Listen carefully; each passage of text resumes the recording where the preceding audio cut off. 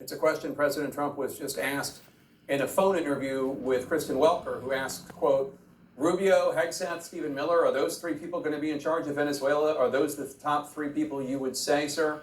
President Trump replies, quote, yes, yeah, among the top people. JD will be involved also, a reference to the vice president. Asked, quote, who will be the top person if there is one? President Trump replied, quote, me. Here now is independent Senator Bernie Sanders of Vermont. Senator Sanders, what's your reaction to President Trump saying he is the top person in charge of Venezuela? Well, you know, during his campaign, Jake, as we all recall, Trump said, America first. Well, last I heard, 60% of the people in this country, in America, are living paycheck to paycheck. People can't afford housing or groceries. Our healthcare system is collapsing right now. So maybe instead of trying to run Venezuela, the president might try to do a better job running the United States of America. That's number one. Number two, very importantly, I think what Trump has done is made the world significantly less safe. If the United States can attack and kidnap the president of Venezuela, who clearly is corrupt, clearly is a bad news guy, but he's the president there. If we can do that, what is stopping any other country on earth, for whatever reason, or terrorist organizations from launching military attacks? Trump has violated international law, and that is going to make all of us, I think, less safe. So just to play devil's advocate, Maduro ran a corrupt regime. He denied, he repressed his people. He was elected president, but that was a long time ago. And since then, he's canceled elections. There's been fraud. Yep. He's been ignoring elections. Opposition has had to flee, et cetera, et cetera. He was indicted in the U.S. What should the U.S. have done? I mean, sanctions weren't working. Let me give you an example. You're quite right about your description of Maduro. This is, a corrupt dictator, anti-democratic guy. But you know what? You know who's also a corrupt dictator and an anti-democratic guy? MBS, the guy who leads Saudi Arabia. He was, according to the American intelligence agencies, involved in the murder of Jamal Khashoggi, a Washington Post correspondent. He runs a dictatorship. He owns the whole country. Well, are we going to invade Saudi Arabia, or do we pick and choose the bad guys that we want to punish? Bottom line is, it's a tough world out there, and Maduro is a bad news guy, and we got to support democratic forces in Venezuela and all over this country to fight for democracy. But that is not Trump's goal. Trump has made it clear he wants to take Venezuela's oil. Last I heard, this is what imperialism is all about.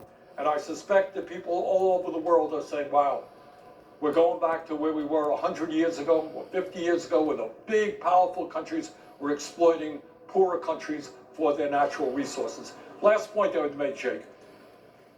In countries like China and other countries around the world, they are moving aggressively away from fossil fuel, not only for climate, but because solar and other sustainable energies are cheaper. Why Trump wants to prop up the fossil fuel industry is something he will have to explain to the American people. It's bad for our climate, and it's going to cost us a lot more money than moving to sustainable energies. So earlier in the show, we had on White House advisor Stephen Miller, and he characterized the U.S. involvement in Venezuela as a, quote, ongoing military operation. And then when I asked, well, who's running Venezuela, who's in charge, he said this. Take a listen. By definition, we are in charge because we have the United States military stationed outside the country. We set the terms and conditions. We have a complete embargo on all of their oil and their ability to do commerce. So for them to do commerce, they need our permission. For them to be able to run an economy, they need our permission. So the United States is in charge. The United States is running the country during this transition period. What's your response, sir? Well, that's the definition. Mr. Miller gave a very good definition of imperialism. And that's not new. I mean, England did it, France did it, countries all over the world historically have done it, the United States has done it. We are powerful, we have the strongest military on earth, we can run any country we want. Is that really the kind of America that our people want? I don't think so. I think they would rather us pay attention to improving our broken healthcare system, making sure that workers have decent wages, dealing with the housing crisis, which is so significant in virtually every state in this country. But Mr. Miller did a very good job in describing what imperialism is all about. Today, Senate Majority Leader John Thune, Republican of South Dakota, said he doesn't believe the White House needed congressional authorization for the operation. You have called on Congress to pass a war powers resolution to end this military operation that you call illegal. Would that war powers resolution have the support of any of your Republican colleagues who obviously control the majority of the Senate?